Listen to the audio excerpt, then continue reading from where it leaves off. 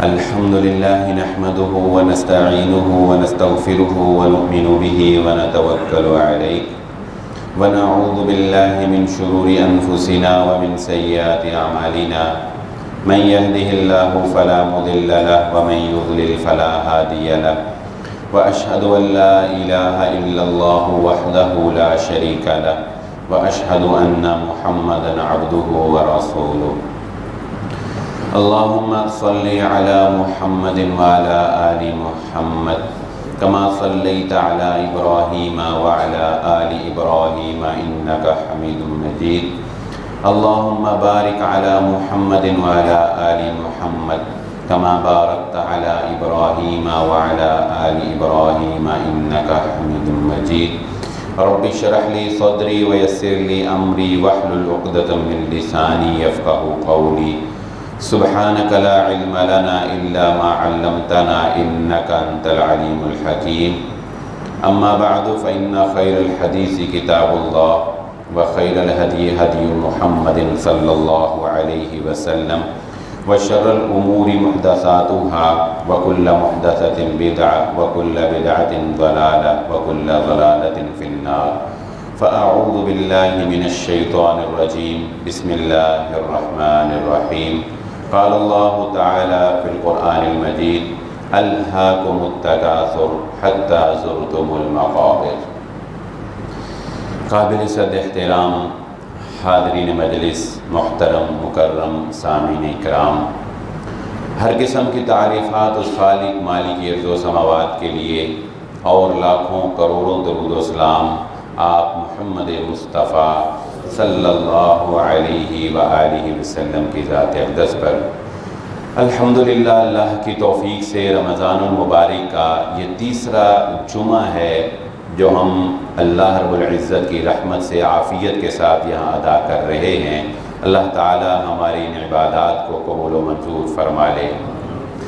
ہمارے پہلے جمعے کا عنوان رہا تھا توحید اور شرک کے حوالے سے ہم نے گفتگو کی تھی، اور دوسرے جمعہ میں ہم نے رسول اللہ صلی اللہ علیہ وآلہ وسلم کا مقام و مرتبہ، آپ کی امت سے محبت اور امت کی آپ سے محبت، اطاعت و فرما برداری کا ایک معیار، وہ ہم نے گوش گزار کیا تھا۔ آج کی اس گفتگو میں میں یہ چاہتا ہوں کہ ہم اپنے گریبانوں میں جھانک کر اپنی کچھ اخلاقی برائیاں بھی پہچان لیں۔ ہماری نمازیں، ہمارے روزے، ہمارے قیام، ہمارے قرآن، یہ ہمارے اندر سے دلوں کی میل کو کیوں نہیں نکالتے؟ ہمارے اندر کینہ بھی موجود ہے، ہمارے اندر حسد بھی موجود ہے، ہمارے اندر بغض بھی موجود ہے، ہماری زبانوں میں ایسی کڑواہٹ ہے کہ ہم دل چیر کر رکھ دیتے ہیں، ہمارے زبان کے الفاظ اتنا گہرا زخم لگاتے ہیں کہ شاید کہ تلوار کا زخم بھی اتنا گہرا نہ ہوتا ہو۔ کیا ہم نے یہ سمجھ لیا ہے کہ ہم اگر 5 وقت کے باجماعت نمازی ہیں تو اب ہمارے لیے کسی کا دل دکھانا جائز ہو گیا ہے؟ کیا ہم نے یہ سمجھ لیا ہے کہ ہم نے چونکہ روزے پورے رکھے ہیں لہذا غیبتیں اور چغلیوں میں اب ہم بے لگام ہو چکے ہیں؟ نہیں، ہرگز ایسا نہیں ہے۔ اگر ہم پکے نمازی ہیں تو ہمیں سود بھی چھوڑنا پڑے گا، ہمیں غیبت بھی چھوڑنی پڑے گی، ہمیں رزق حرام بھی چھوڑنا پڑے گا، ہمیں صلہ رحمی اپنانی پڑے گی، قطع رحمی کو چھوڑنا پڑے گا، اپنے دل سے کینے اور بغض اور حسد کو نکالنا پڑے گا۔ یہ حسد جیسی بیماری جو ہمارے دلوں کے اندر آ گئی ہے، ہر بندہ دوسرے سے حسد کر رہا ہے، حتیٰ کہ خونی رشتے، پھوپھی بھتیجیوں سے ہی حسد کر رہی ہے، چچا بھتیجوں سے حسد کر رہا ہے، بھائی بھائی سے حسد کر رہا ہے۔ کوئی کسی کی خوشی دیکھ کر خوش ہونے کے لیے تیار ہی نہیں۔ کیوں کسی کی خوشی میں خوش نہیں ہوتے؟ کیوں اس کو دعا نہیں دیتے؟ یاد رکھو، جب تم کسی کی نعمت دیکھتے ہو، جب تم کسی کی ترقی دیکھتے ہو، جب کسی کو کوئی کامیابی ملتی ہے، کوئی بیچارہ سائیکل سے موٹر سائیکل لے لیتا ہے، کوئی موٹر سائیکل سے گاڑی لے لیتا ہے، کسی کے امتحان میں اچھے نمبر آ جاتے ہیں، کوئی اچھا سوٹ پہن لیتا ہے، کوئی خوبصورت لگ رہا ہوتا ہے، کسی کو کوئی اچھی نوکری مل جاتی ہے، کسی کا کاروبار سیٹ ہو جاتا ہے، تو اپنی زبان سے اگر تم دعا دیے بغیر تعریف کرتے ہو، اللہ کی قسم تمہاری نظر تلوار سے زیادہ تیز دھار وار کرتی۔ جب بھی کسی کی خوشی دیکھو اس میں خوش ہو جاؤ، اس میں خوش ہو جاؤ، دعائیں دو اس کو، بارک اللہ، ماشاءاللہ، اللہ تیری عمر میں برکت کرے، اللہ تیری اس ترقی میں برکت کرے، اور اللہ سے اندر ہی اندر دل میں دعا کیا کرو، یا اللہ تو نے اس کو یہ ترقی عطا کی ہے، تو مجھے بھی یہ ترقی عطا کر دے۔ لیکن ہم لوگ کیا ہیں کہ ایسی نظر سے اس کو دیکھتے ہیں، زبان سے دعا ادا نہیں کرتے، وہ بیچارہ یا ہم مریض بنا دیتے ہیں اس کو۔ نظر ایسی ظالم چیز ہے، رسول اللہ صلی اللہ علیہ وسلم نے فرمایا نظر انسان کو موت تک پہنچا دیتی ہے، نظر اونٹ کو ہنڈیا میں پہنچا دیتی ہے۔ یہ ہماری نظریں ہیں جو ہم ایک دوسرے کے اوپر وار کرتے ہیں، ایک دوسرے کو چین نہیں لینے دیتے۔ یہ حسد ہے جو ہماری نیکیوں کے اثر کو ختم کیے ہوئے ہے، یہ ہمارے دل کے اندر پایا جاتا ہے۔ جانتے ہیں یہ حسد اتنی بری چیز ہے، اتنی بری چیز ہے کہ پہلا قتل ایک سگے بھائی نے، قابیل نے حابیل کو قتل کر دیا اس وجہ سے کہ اس کے دل میں اپنے بھائی کے لیے حسد پیدا ہو گیا تھا۔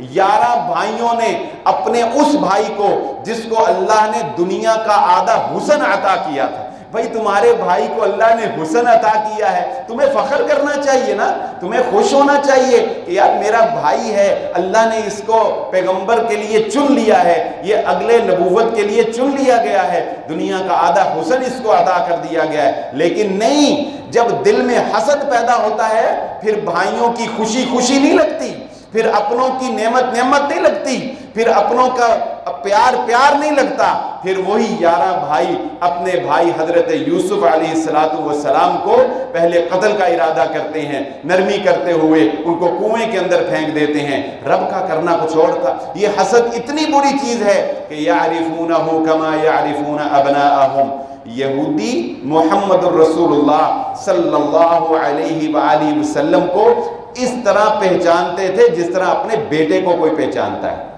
اللہ تعالیٰ قرآن میں کہتے ہیں نا کہ یہ یہود اللہ کے نبی صلی اللہ علیہ وسلم کو بحیثیت نبی، بحیثیت رسول اتنا پہچانتے ہیں کہ جیسے کوئی اپنے بچوں کو پہچانتا ہے۔ بچے کو پہچاننے میں غلطی تو نہیں لگتی نا کہ یہ میرا ہی بچہ ہے، تو اللہ رب العزت فرماتے ہیں پہچانتے ہیں، لیکن ان کی ماننے کے لیے تیار نہیں ہے۔ اور رکاوٹ کیا ہے کہ یہ حسد دل میں پایا جاتا ہے کہ یہ بنی اسرائیل سے کیوں نہیں آئے، یہ نبوت کا تاج بنو اسماعیل کے اندر کیوں رکھ دیا گیا ہے۔ ہم اپنے چچا زاد بھائی کی اولاد میں آخری نبی کا ہونا برداشت نہیں کر سکتے۔ یعنی اندازہ لگا لیجئے کہ حسد تو پھر اتنا برا ہوا کہ انسان جہنم کا ایندھن بننے کے لیے تیار ہے مگر دوسرے کی خوشی کو تسلیم کرنے کے لیے تیار نہیں ہے۔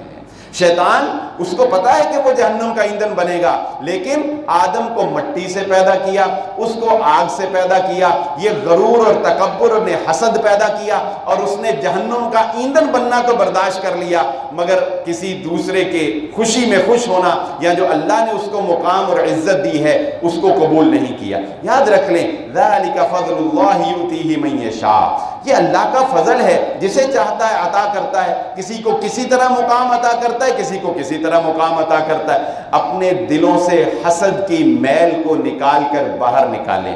یہ حسد پھر ہم سے غیبتیں کرواتا ہے، یہ حسد پھر ہم سے چغلیاں کرواتا ہے، اور خواتین کے اندر یہ عادت مردوں کی نسبت زیادہ پائی جاتی۔ ہر محلے میں، ہم اسی معاشرے میں رہتے ہیں، ہر محلے میں ایک خاتون مشہور ہوتی ہے نا، اس کا کام ہی یہ ہوتا ہے ہر گھر میں جانا، لوگوں کی عزتیں اچھالنا۔ کسی کے گھر کی خبر مل گئی، ہمارے خاندانوں میں ایسی عورتیں ہوتی ہیں جو اس بارے میں مشہور ہوتی ہیں کہ اس کو کوئی بات پتہ چل جائے وہ سارے خاندان میں پھیلا دے گی۔ اللہ کی قسم، کون انسان ہے جس سے گناہ نہیں ہوتا؟ بڑا خوش نصیب ہے وہ انسان جس کو اپنے گناہوں پر نظر ہو اور وہ اپنے گناہوں کو دیکھ کر لوگوں کے گناہوں کو چھپا لے، وگرنہ یہ سودا بڑا مہنگا ہے۔ یاد رکھ لو یہ سودا بڑا مہنگا ہے۔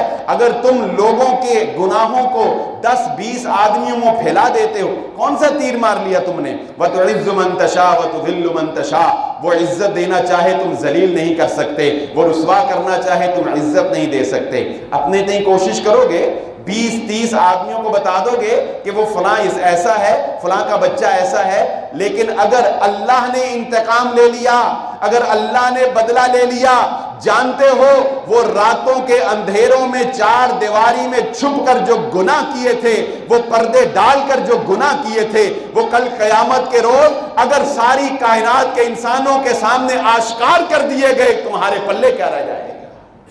بتاؤ تو صحیح، یہ سودا کرنا چاہتے ہو؟ دنیا میں اپنوں کے عیوب اچھال کر قیامت کے روز اپنے عیوب کو کائنات کے سامنے پیش کروانا چاہتے ہو؟ اسی لیے رسول اللہ صلی اللہ علیہ وآلہ وسلم نے فرمایا، جو شخص یہ چاہتا ہے کہ قیامت والے دن اس کے عیب کی پردہ پوشی ہو جائے، اسے چاہیے دنیا میں اپنے مسلمان بھائیوں کے عیوب کی پردہ پوشی کیا کرو، ان کے عیبوں کو چھپایا کرو، ان کی تشہیر نہ کیا کرو۔ اگر اللہ نے تمہارے عیوب کو ظاہر کرنا شروع کر دیا تو یہ خوبصورت چہرہ، یہ میک اپ کر کے چہرہ جب شیشے کے آگے دیکھتی ہو تو تمہیں کتنا خوبصورت لگتا ہے، لیکن اللہ کی قسم اگر تمہارے عیب، یہ جوانی کس پر نہیں آتی، کس سے جوانی میں گناہ نہیں ہوتے؟ اپنی جوانی کے گناہوں کو یاد کر کے رویا کرو۔ اگر اللہ نے جوانی کے کیے ہوئے گناہوں کو آشکار کرنا شروع کر دیا، اپنا چہرہ آئینے میں دیکھو گے تو بدصورت نظر آئے گا، اپنوں کو چہرہ دکھانے کے قابل نہیں رہو گے، شوہر اپنی بیوی کا سامنا نہیں کر سکے گا، اولاد اپنے ماں باپ کا سامنا نہیں کر سکے گی، ماں باپ اپنے اولاد کا سامنا نہیں کر سکیں گے۔ یہ تو اس رب رحمان کی رحمت ہے کہ اس نے عیوب کو ڈھانپا ہوا ہے، اس نے عیوب کے اوپر پردے ڈالے ہوئے ہیں۔ لیکن یہ ہماری زبانیں ہیں کہ سنبھلنے کے لیے تیاری نہیں ہے۔ یہ غیبت جو ہماری مجلسوں کی رونق بن چکی ہے، محمد رسول اللہ صلی اللہ علیہ وآلہ وسلم نے اس کی تعریف یہ بیان فرما دی کہ اپنے مسلمان بھائی کے عیب کو اس کی عدم موجودگی میں بیان کرنا، اگر اس کے سامنے بیان کیا جاتا تو اس کو غصہ آتا، اس کی تضحیق ہوتی۔ صحابہ نے معصومیت سے پوچھا، اے اللہ کے نبی صلی اللہ علیہ وآلہ وسلم، اگر وہ برائی اس کے اندر پائی جاتی ہو پھر بھی بیان نہیں کر سکتے؟ پتہ ہے نا کہ ایک بندے نے فلاں غلطی کی ہے، فلاں گناہ کیا ہے، تو نبی صلی اللہ علیہ وسلم فرمایا اگر پائی جاتی ہے تو غیبت ہے، پائی نہیں جاتی پھر تو تم بہتان لگا رہے ہو۔ اور غیبت سے اگلا کام چغلی ہے۔ چغلی دو طرفہ ہوتی ہے، ایک بھائی کی بات دوسرے کو بتانا تاکہ اس کے دل میں نفرت پیدا ہو جائے، پھر اس کا جواب سننا، اور جن لوگوں کو چغلی کی عادت ہوتی ہے وہ جواب نکلوانا جانتے ہیں، ایسی بات کرتے ہیں اگلا غصے میں بیچارہ کوئی ایسی غلط بات ہی کر دیتا ہے، پھر وہ دو باتیں ساتھ لگا کر اس کو جا کر بتاتے ہیں۔ خاندانوں کے خاندان سال ہر سال ایک دوسرے سے نفرت اگلتے رہتے ہیں، اور یہ چغلی کرنے والا اپنی عاقبت خراب کر چکا ہوتا ہے۔ محمد الرسول اللہ صلی اللہ علیہ وآلہ وسلم نے اس شخص کے بارے میں کہا تھا، یہ جو اب جب مسجد میں آئے گا یہ جنتی ہوگا۔ مختصر سناتا ہوں، وقت قلیل ہے۔ حضرت عبداللہ بن عمر رضی اللہ تعالیٰ عنہ اس کے گھر چلے گئے، چچا آپ کے گھر رہنا چاہتا ہوں، آپ کا مہمان بننا چاہتا ہوں۔ سادہ دور تھا، کہا آؤ۔ ایک دن، 2 دن، 3 دن، تیسرے دن کے بعد کہنے لگے، چچا جان تہجد آپ پڑھتے ہیں میں بھی پڑھتا ہوں، فرائض آپ پڑھتے ہیں میں بھی پڑھتا ہوں، میں نے آپ میں کوئی ایسی بات نہیں دیکھی کہ محمد الرسول اللہ صلی اللہ علیہ وسلم نے آپ کو جنت کا سرٹیفکیٹ جاری کر دیا۔ فرمایا بھتیجے اور تو کوئی نہیں، میں رات کو سونے سے پہلے اپنے دل سے اپنے تمام مسلمانوں کے لیے کینے کو نکال کر ان کو معاف کر کے سوتا ہوں۔ میرے دل میں کسی کے لیے نفرت نہیں ہوتی، میں کسی کا برا نہیں سوچتا، میں کسی کی خرابی نہیں سوچتا، میں کسی کے بارے میں نیگیٹو نہیں سوچتا، میں کسی کا زوال نہیں سوچتا، میں کسی کو حقیر نہیں سمجھتا۔ یہ آج کا انسان اللہ رب العزت تھوڑی سی دولت سے نواز دے، تھوڑے سے عہدے سے نواز دے، انسانوں کو اپنے ساتھ بٹھانا گوارا نہیں کرتا، کمزور کو ساتھ بیٹھ کر کھانا گوارا نہیں کرتا۔ بھلا تمہارا تکبر کیا تکبر ہو سکتا ہے؟ یاد رکھو تکبر صرف اللہ کی چادر ہے، تکبر صرف اللہ کی چادر ہے۔ اگر تم نے تکبر اختیار کیا تو ماضی میں نظر دوڑا کے دیکھ لو، نمرود بھی بڑا متکبر تھا، جس راستے سے گزرتا تھا کسی کو سر اٹھانے کی جرت نہیں، سر جھک جایا کرتے تھے۔ اللہ نے جب خاک میں ملایا ایک مچھر سے اس کے غرور کو نیست و نابود کر دیا۔ قارون بھی بڑا متکبر تھا، جب نکلتا تھا اونٹوں پر اس کا تجارت کا سامان، اس کے خزانے لادے جاتے تھے، اس کی چابیاں لادی جاتی تھیں۔ اللہ نے جب ذلیل کیا، اس کے ساز و سامان سمیت زمین کے اندر دھنسا دیا۔ فرعون بھی بڑا متکبر تھا، جو اس کو خدا نہ مانے اس کو قتل کروا دیتا تھا، اللہ رب العزت نے دریا میں غرق کر دیا۔ ابو لہب بھی بڑا متکبر تھا، لیکن جانتے ہو اس کا انجام کیا ہوا تھا؟ کوئی اس کی لاش کو دفنانے کے لیے تیار نہیں تھا۔ بدبودار لاش پڑی ہے، کوئی دفنانے کے لیے تیار نہیں تھا۔ تکبر کا انجام دنیا کے اندر بھی رسوائی ہے، آخرت کے اندر بھی رسوائی ہے۔ عاجزی اور انکساری، معافی اور درگزری، اسی میں اللہ نے مسلمانوں کی خیر رکھی ہے، اسی میں اللہ رب العزت نے پنہاں ہماری خیر رکھی ہے۔ اگر کسی کا بھلا نہیں کر سکتے، بعض بندوں کی عادت ہوتی ہے، عادت کے اتنے سخت، لیکن یاد رکھو عادت کا سخت ہونا، مزاج کا سخت ہونا تمہیں اس بات کی اجازت نہیں دیتا کہ تم لوگوں پر برس پڑو۔ اگر تمہارا مزاج ایسا ہے، اگر تمہاری طبیعت میں سختی ہے یا تمہارے اندر سنجیدگی ہے، تو آؤ میں تمہیں بتاتا ہوں، تمہارے اندر عمر ابن خطاب رضی اللہ تعالیٰ عنہ سے زیادہ سختی نہیں ہو سکتی ہے۔ ان کی ہیبت کا عالم تو یہ تھا کہ جس کے بارے میں اقبال نے بھی کہا تھا، سمٹ کر صحرا جن کی ہیبت سے ٹائی، کہ یہ صحرا جو ہیں یہ بھی ذرہ ذرہ ہو جائیں، وہ جن کے راستے میں شیطان بھی نہیں آتا تھا، جن کے راستے میں شیطان بھی نہیں آتا تھا، کتنی ہیبت ہوگی آپ بتائیں، کتنا جلال ہوگا، کتنا رعب ہوگا۔ ایسی سخت مزاجی تھی کہ جب خلافت کے لیے منتخب کیے جانے لگے تو لوگوں نے کہا عمر تو سخت بہت ہے، عمر تو سخت بہت ہے، بڑی سختی کرے گا لوگوں پر۔ لیکن یاد رکھنا مسلمانوں، عمر کی سخت مزاجی نے کبھی کسی مسلمان کو گالی نہیں دی تھی، عمر نے کبھی کسی کی تذلیل نہیں کی تھی، عمر نے کبھی کسی کے اوپر ظلم نہیں کیا تھا، عمر نے کبھی بد کلامی نہیں کی تھی، اس نے غیبت کا دامن نہیں پکڑا تھا، اس نے چغلیاں نہیں کی تھی۔ وہ سخت گیر تھا تو صرف اللہ کے لیے، صرف دین کے لیے۔ اس کے مزاج میں سختی تھی لیکن اخلاق اس کے ساتھ ساتھ چل رہا تھا۔ اخلاق کو اپناؤ، اپنے اندر نرمی کو لاؤ، اپنے دین کے لیے سختی ہونا یہ اچھی بات ہے۔ رسول اللہ صلی اللہ علیہ وآلہ وسلم نے اپنی ذات کے لیے کبھی انتقام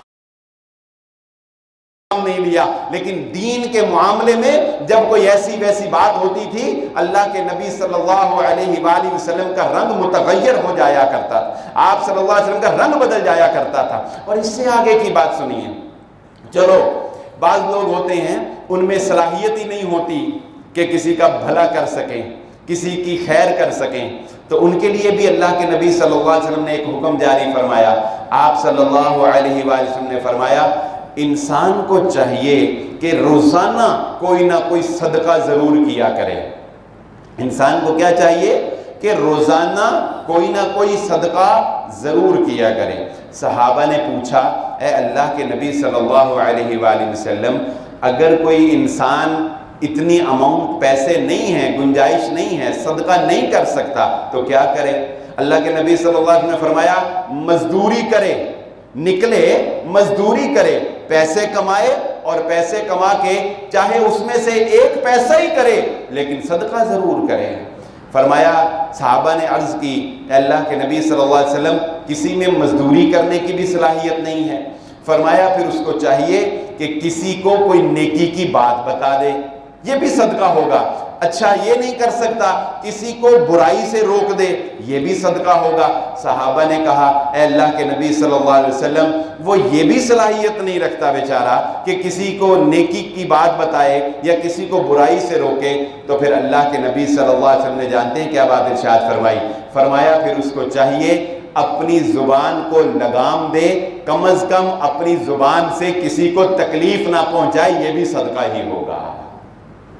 تو کسی کا بھلا نہیں کر سکتے برائی نہ کرو، کسی کی خیر خواہی نہیں کر سکتے، کسی کے کام نہیں آ سکتے، تو اگر کوئی اس کے کام آ رہا ہے تو اس کے ہی راستے میں ٹانگیں نہ اڑاؤ، اس کے ہی راستے میں جو ہے روڑے نہ اٹکاؤ۔ اور یہ صلہ رحمی کا معاملہ، ایک دوسرے کے کام آنے کا معاملہ، یہ نفلی نہیں ہے، یہ نفلی نہیں ہے. یہ حدیث جو میں سننے لگا ہوں نا، اگر دلوں تک پہنچ جائے رونگٹے کھڑے ہو جائیں اللہ کی قسم. ماضی میں جھانک کر دیکھنا کتنی دفعہ اس کی پامالی کی ہوگی. یہ مت سمجھنا کہ کوئی تمہارے دروازے پہ آیا اور اس نے آ کے کہا کہ مجھے فلاں ضرورت ہے، اور تم نے بڑی آسانی سے کہہ دیا چل نہیں ہے، جھوٹ بول دیا نہیں دینا، کوئی ایسا بہانہ کر دیا. تو کیا یہ تم نے نفلی کام تھا؟ کیا نہیں کیا نہ کیا تو ثواب، نہ کیا تو کوئی نہیں. اللہ کے نبی صلی اللہ علیہ وآلہ وسلم نے فرمایا، جب صحیح حدیث سلسلہ حدیث صحیحہ میں علامہ البانی نے نقل کی رحمہ اللہ تعالی، جب ایک رشتہ دار اپنی ضرورت کو لے کر، بیچارہ مجبوری کو لے کر دوسرے رشتہ دار کے پاس جاتا ہے، اپنا حال بیان کرتا ہے، اپنی ضرورت بیان کرتا ہے، اور وہ مالدار، وہ طاقتور، وہ عہدیدار اس کی ضرورت پوری کرنے کی صلاحیت رکھتا ہے، اس کی گٹھریاں اندر پڑی ہوئی ہیں، ٹرنکوں میں پیسے، اضافی پیسے پڑے ہوئے ہیں، ضرورت سے زیادہ پڑے ہوئے ہیں، خود کو ڈسٹرب کیے بغیر دوسرے کے کام آ سکتا ہے. اللہ کے نبی صلی اللہ علیہ وسلم نے فرمایا وہ اس کی ضرورت پوری کر سکتا تھا، مگر جان بوجھ کر طمع اور لالچ اور حرص نے دل کو اتنا میلا کر دیا کہ جان بوجھ کر اپنے رشتہ دار کی ضرورت پوری نہیں کی. کل قیامت کے روز یہ اضافی مال جس کو اس نے جمع رکھا مگر کسی کے کام میں نہ لایا، اللہ رب العزت اس کو سانپ بنا کر اس کے گلے کے اندر توق پہنا دے گا. کوئی معمولی بات ہے؟ بتائیے، کوئی معمولی بات ہے؟ یہ صلہ رحمی کو معمولی نہ سمجھو، رشتہ داروں کے کام آنے کو معمولی نہ سمجھو.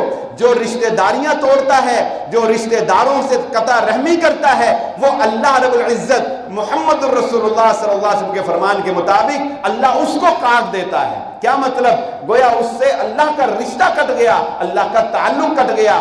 جو صلہ رحمی کرتا ہے، رشتہ داروں کو ملاتا ہے، رشتہ داروں کے کام آتا ہے، گویا کہ اللہ رب العزت اس کو اپنے ساتھ ملا لیتا ہے. اور اس بارے میں جب ہم اخلاقیات کی گفتگو سن ہی رہے ہیں تو اس بارے میں محمد الرسول اللہ صلی اللہ علیہ وآلہ وسلم نے خواتین کو بطور خاص عید کے موقع کے اوپر مخاطب کر کے کہا تھا کہ تم صدقہ زیادہ کیا کرو. خواتین کو کہا تھا، کیوں؟ یہ حسد، یہ بغض، یہ کینہ، یہ چغلیاں، یہ غیبتیں، یہ جاسوسیاں، ایک دوسرے کے ساتھ تو میں رہنا اور یہ نظر لگا دینا، یہ سارے معاملات یہ خواتین سے زیادہ وابستہ ہے. اللہ کے نبی صلی اللہ علیہ وسلم خواتین کو فرماتے ہیں صدقہ کیا کرو، زیادہ صدقہ کیا کرو، مردوں سے زیادہ کرنا چاہیے. کیوں؟ میں نے جہنم میں تمہاری کثرت کو دیکھا ہے، میں نے جہنم میں تمہاری کثرت کو دیکھا ہے. کیوں کثرت کو دیکھا ہے؟ اللہ کے نبی صلی اللہ علیہ وآلہ وسلم نے فرمایا فرائض اپنی جگہ، یاد رکھنا نوافل کے مقابلے میں اعلیٰ اخلاق کو زیادہ درجہ حاصل ہے. میں یہ نہیں کہتا نوافل کا اہتمام نہ کریں، مگر نوافل کا اہتمام کیے بغیر اگر اخلاق اچھا کر لیتے ہو، اللہ کی قسم اللہ رب العزت نبی صلی اللہ علیہ وسلم کی زبان اطہر سے یہ جملے ادا فرما رہے ہیں کہ جنت کے اندر کثرت کن لوگوں کی ہوگی؟ جنت کے اندر کثرت سے کون لوگ جائیں گے؟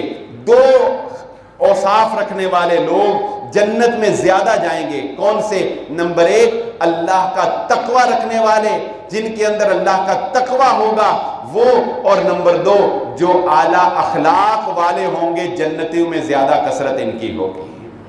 اس حدیث سے کیا پتہ چلا کہ اگر انسان صرف فرائض پورے کرتا رہے نا، فرائض پورے کرتا رہے، اپنے اخلاق کو سنوار لے، تو بلا شبہ اس کے اعلیٰ اخلاق کی وجہ سے اللہ رب العزت اس کو جنت عطا فرما دے گا. اور جہنم میں متکبرین کی کثرت ہوگی، جبارین کی کثرت ہوگی، بد اخلاقی جو لوگ ہیں، جو تانے دینے والے لوگ، جو دوسروں کی تضحیق کرنے والے لوگ، جہنم میں ان کی کثرت ہوگی، اور ان بد اعمالیوں کی وجہ سے اکثر لوگ جہنم کے اندر چلے جائیں گے.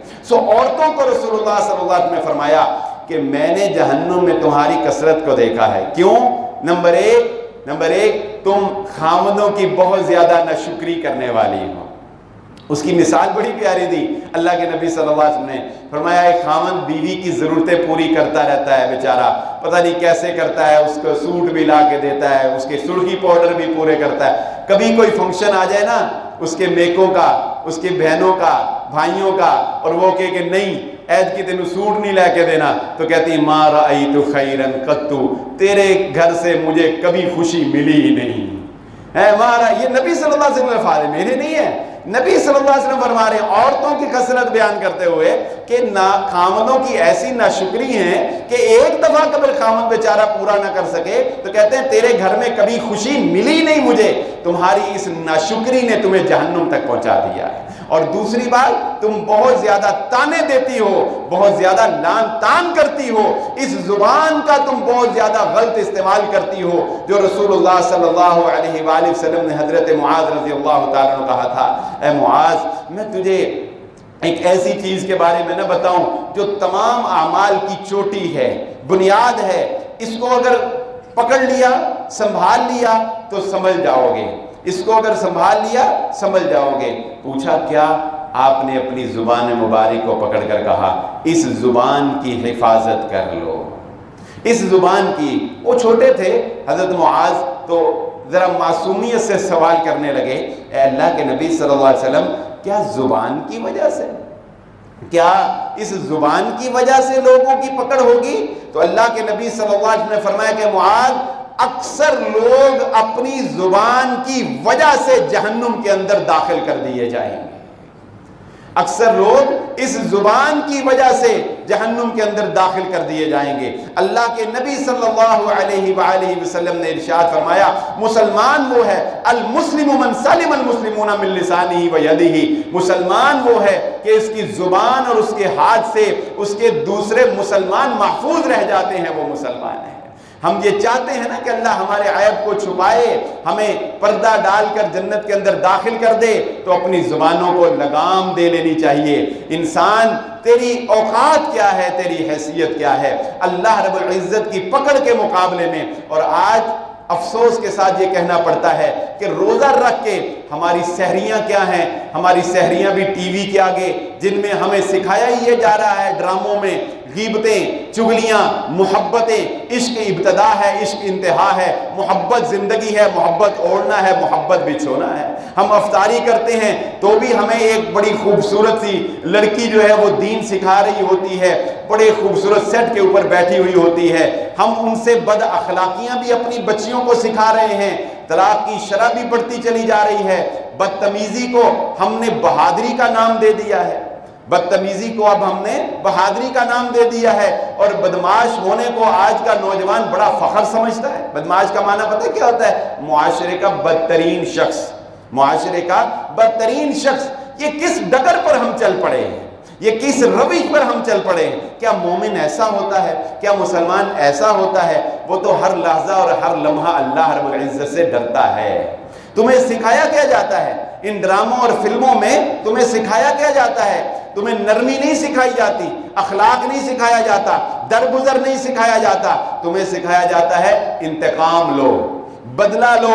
کسی کی لڑکی پسند آ گئی، اس سے شادی نہیں ہو سکی، جلا دو اس کے ماں باپ کو بھی، جلا دو ساری دنیا کو، لڑ پڑو ساری کائنات سے، رقیب تمہارا بن گیا، اس کو یہ کر دو وہ کر دو۔ کیا دیکھ رہے ہیں ہم لوگ؟ اپنے بچوں کو کیا دکھا رہے ہیں؟ نہیں، دین اسلام انتقام نہیں سکھاتا۔ اور تمہاری کیا اوقات ہے کہ تم انتقام لے سکو؟ تمہاری کیا اوقات ہے کہ تم انتقام لے سکو؟ تمہاری طاقت ہی کیا ہے کہ تم کسی سے بدلہ لے سکو؟ اللہ کی قسم، بدلہ لینے کی طاقت تو ان میں تھی کہ جن کو اللہ رب العزت نے فرشتہ بھیج کر کہا تھا اے محمد صلی اللہ علیہ وسلم، کوئی ہاتھ نہیں اٹھانا پڑے گا، کوئی کلاشنکوف لے کر نہیں بھاگنا پڑے گا، کوئی تھانے جا کے پرچہ نہیں کٹانا پڑے گا، کسی جج کو رشوت دے کے اپنے حق میں فیصلہ نہیں کروانا پڑے گا، کوئی جھوٹے کیس نہیں کرنے پڑیں گے کسی کو رسوا کرنے کے لیے۔ ان دو لبوں کو ہلا کر اس فرشتے کو صرف اجازت دے دیں، یہ پہاڑوں کو ملا دے گا، طائف والوں کا قیمہ بن جائے گا۔ دنیا نہیں جانے گی کہ طائف نام کی کوئی بستی تھی، بتائیں ایسی طاقت کسی کے پاس ہے؟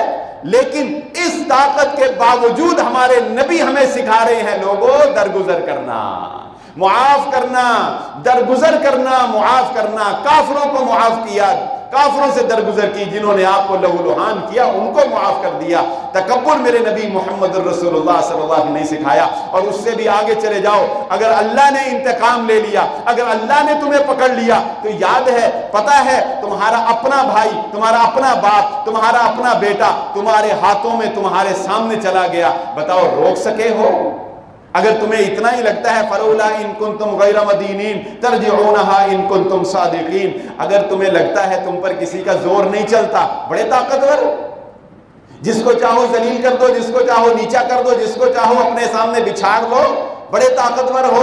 अल्लाह कहते हैं अच्छा देख, तेरी ताकत भी देख लेते हैं, तेरे सामने पड़ा हुआ तेरा अपना प्यारा, तेरा बेटा, तेरा लखते जिगर, नौजवानी के आलम में बीमारी कोई नहीं थी, हम इसको अपने पास बुलाने लगे हैं, ले अगर तुझ में इतनी ताकत है तो इसको रोक कर दिखा दे। फिर जब हमारे पास आ जाएगा, देखना हम इसको इतना लागर कर देंगे, ये अपनी पलकें भी अपनी मर्जी से नहीं गिरा सकेगा। वो जो कभी अपने लिबास पर चूंटी नहीं बैठने देता था, आज इसके लिबास को गुस्ल देने वाले कैंची से काट कर अलग कर देंगे। वो कभी इसकी टांगे ऊपर करेंगे, कभी आपने मैयत को गुस्ल देते देखा है ना, कभी उसकी टांगे इधर करते हैं, उसको इधर से दाएं उल्टाते हैं, उसके हाथों को उठाते हैं। आज वो बोल भी नहीं सकता, मोहताज है, मोहताज, आपके कंधों का मोहताज, आपके बाजुओं का मोहताज, और उस सुपुर्दे खाक करके आ जाओगे तो तकब्बुर को खाक में मिला देगा ये सारा निजाम। और अल्लाह बताते हैं कि इंसान तेरी औकात कोई नहीं है, तेरी हैसियत कोई नहीं है, और अगर वो इंतकाम लेने पर आए अजीजुन ज़ुंतिकाम, तो उसका इंतकाम ऐसा है, कुल्लमा नज़जत जुलूदुहुम बद्दलनाहुम, वो जहन्नुम की आग जो इस आग से 70 गुना ज्यादा तेज भड़कने वाली है, जब ये जिल्दें जल जाएंगी, अल्लाह कहते हैं हम अजाब में कमी नहीं आने देंगे। ये जिल्द जलेगी, ये नहीं आएगी, ये फिर जलेगी, ये फिर नहीं आएगी। यतूफून बैनहा व बैन हमीमिन आन, उसे तुम जिंदगी ना कहो, वो इस लायक नहीं है कि उसे जिंदगी कहा जाए। मौत हम वहां पर आने नहीं देंगे। और जहन्नुमी कहेंगे, अल्लाह, चीख चीख कर कहेंगे, अल्लाह ये आग का अजाब बर्दाश्त नहीं होता, हमें खोलते हुए पानियों में भेज दिया जाए, खोलते हुए पानियों में भेज दिया जाएगा। खोलते हुए पानियों में जब जलेंगे, वो कहेंगे अल्लाह ये खोलते हुए पानियों का अजाब बर्दाश्त नहीं होता, हमें दोबारा आग में भेज दिया जाए। अल्लाह कहता है यतूफूना बैनहा व बैन हमीमिन आन, गर्दिशी करते रहेंगे, हम अजाब में तखफीफ नहीं आने देंगे। बताओ तुम्हारी औकात क्या है? अगर अल्लाह ने तुम्हें पकड़ लिया तो कहां जाओगे मुसलमान? अल्लाह ताला हम सबको जहन्नुम के अजाब से महफूज फरमाए। हम में से हर कोई ये चाहता है हमें मुआफ़ी मिल जाए, अल्लाह हमें मुआफ़ कर दे, अल्लाह हमसे दरगुजर कर दे। अगर अल्लाह से मुआफ़ी चाहते हो, अल्लाह के बंदों को मुआफ़ करना सीखो। मुहम्मद रसूलुल्लाह सल्लल्लाहु अलैहि वसल्लम ने फरमाया, एक शख्स आएगा, आकर क़यामत के रोज़ अल्लाह फरिश्ते उससे पूछेंगे, तेरे पास कोई नेकी, कोई ऐसी ख़ास नेकी हो, चल तुझे अल्लाह के सामने पेश करना है। तेरी वो नेकी पेश करते हैं अल्लाह रब्बुल इज़्ज़त के सामने, शायद तेरी खुलासी हो जाए। तो वो कहेगा या अल्लाह, और कोई बड़ी नेकियों का तो इल्म नहीं, कोई बड़ी ख़ास नेकियों का तो इल्म नहीं, लेकिन मैं एक कारोबारी बंदा था, लोगों से लेन देन करता था, लोगों को पैसे देता था, मैं खुद भी इस पर अमल करता था। और मैंने अपने मुलाजिमीन को भी ये कह रखा था, मैंने अपने मुलाजिमीन को भी ये कह रखा था, अगर हमारे पैसे किसी ऐसे बंदे ने देने हों जो बेचारा मजबूर हो, दे ना सकता हो, देना चाहता हो लेकिन दे ना सकता हो, तो तुमने उसको तंग नहीं करना, उसको ढील देते रहना है, उसे आसानी जब होंगे दे देना, जब होंगे दे देना। अपना तो सिलसिला चल ही रहा है ना, अपना भी सिलसिला चल रहा है, और उसके आ जाए तो बोनस ही है, ना आए तो अपना निजाम नहीं रुकता, उसे तंग नहीं करना। अल्लाह मैं तेरे बंदों पर आसानी करता था। अल्लाह के नबी सल्लल्लाहु अलैहि वसल्लम जानते हैं क्या फरमाया? फरमाया अल्लाह रब्बुल इज़्ज़त फरमाएंगे, ये मेरा बंदा, मैं मालिक, मैं खालिक, मैं राज़िक, मैं मालिकुल मुल्क, ये अदना सा बंदा होकर मेरे बंदों पर आसानी करता था, आज मैं इस पर आसानी करता हूं, इसकी इस नेकी के बदले इसे जन्नत में दाखिला अता फरमा दिया। अपने इस माह मुबारक के अंदर जरूरत है इस बात की, अपने गिरेबानों में झांक कर देखें। बड़े ही अखलाक के बुरे हैं हम, بڑے ہی بدتمیز ہو چکے ہیں ہم تو کوئی گاڑی آگے لے کے چلا جائے نا تو اس کو گھور کر دیکھنا شروع کر دیتے ہیں، مونچھوں کو تاؤ دے کر سمجھتے ہیں کہ ہم سے کوئی مقابلہ نہیں کر سکتا۔ اچھا، بعض عادتیں ایسی ہوتی ہیں انسان کے اندر تکبر پیدا کر دیتی ہیں۔ یہ شلوار کو ٹخنوں سے نیچے رکھے نا تو تکبر پیدا ہوتا ہے۔ رسول اللہ صلی اللہ علیہ وسلم نے شلوار کو ٹخنوں سے اوپر رکھنے کے لیے کیوں کہا؟ یہ نیچے رکھنا تکبر کی علامت ہے۔ یہ مونچھیں بڑی بڑی رکھ کے ان کو تاؤ دینا خام خواہی شیطان انسان کے اندر تکبر پیدا کر دیتا ہے۔ یہ باڈی بلڈنگ کر کے بڑے فٹنگ والی شرٹیں نوجوان پہنتے ہیں نا، کیا کرتے ہیں؟ شیطان دل میں ڈالتا ہے، دیکھ تیرا جسم اتنا مضبوط ہے، کوئی تجھ سے مقابلہ نہیں کر سکتا۔ زمین پر اکڑ کر چلتے ہیں، زمین کو پھاڑ سکتے ہو؟ نہیں پھاڑ سکتے۔ بڑے ہی ہم اخلاقی طور پر گر چکے ہیں۔ اپنے گھروں کے ماحول کے اندر اخلاق پیدا کریں، اپنے مزاج کے اندر نرمی پیدا کریں، تحمل پیدا کریں۔ اللہ کو شیخی پسند نہیں ہے، شوخی پسند نہیں ہے، اللہ رب العزت کو تانا پسند نہیں ہے۔ تانا دینے والے کے لیے جہنم کی وادی ہے، یا کم از کم ہلاکت ضرور ہے اس کے لیے۔